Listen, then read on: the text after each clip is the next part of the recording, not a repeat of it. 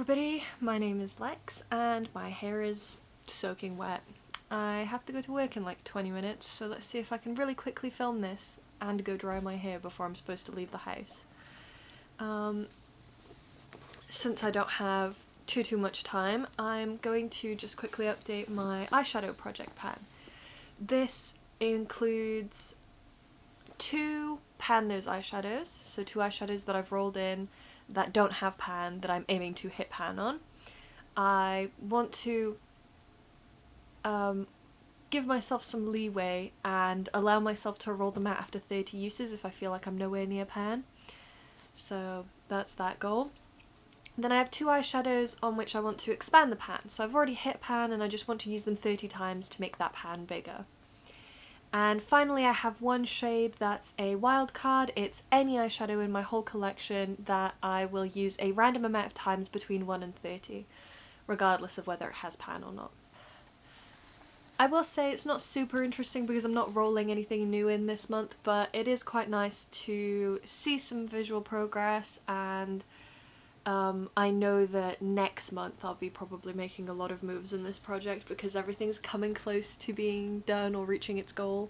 For my expand those pans, I have my 24 karat Gold Rush palette from W7, and I've still continued working on the shade Good As. That's this one here.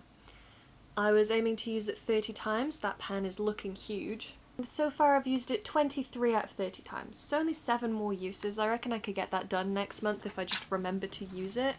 I have a couple different golds that I'm working on. I have one in my 50 Shades of Black project pan, and there's a gold highlight that's too dark for my cheeks, so I've been using that on my eyes as well. So as long as I just remember to put this first, it'll be out next month. I got a solid 4 uses on it over the course of September, so it should be alright, should be manageable. The other Expand Those Pans eyeshadow also comes from a W7 palette. This is the On The Rocks palette, and this is my pan that palette in order. I hit this pan Moscato in, I want to say about February, and as you can see I am expanding it a lot. It looked just like these two, it was a tiny pinprick pan, but now I've been working on it and you're really seeing a lot more of it.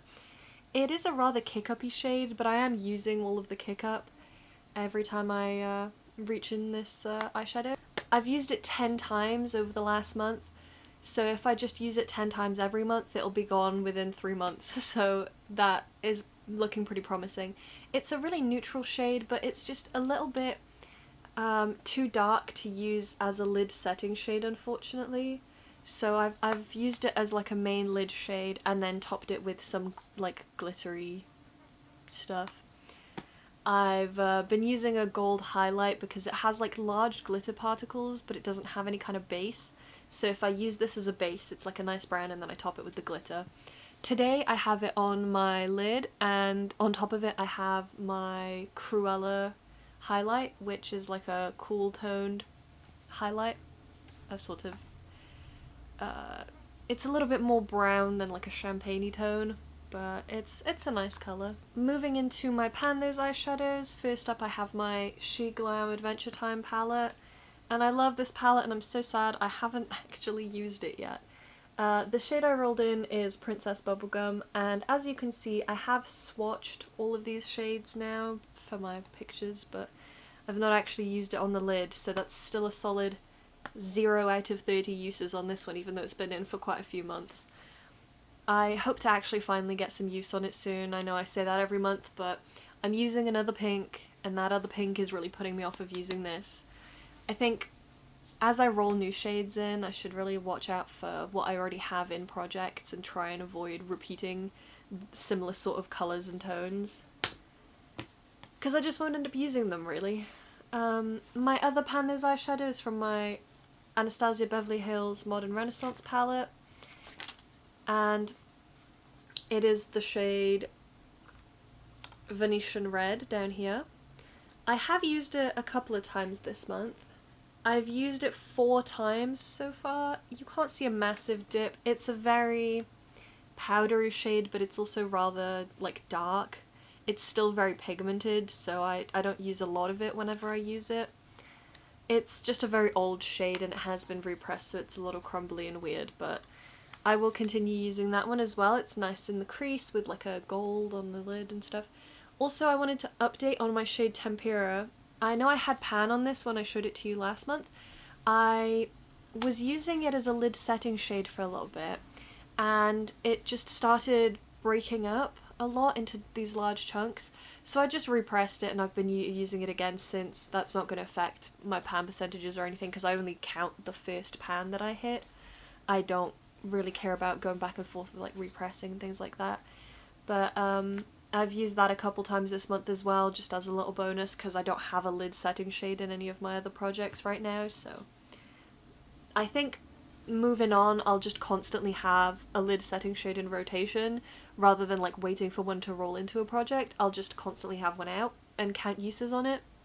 So I used Tempera 15 times this past month, so that's been some decent usage.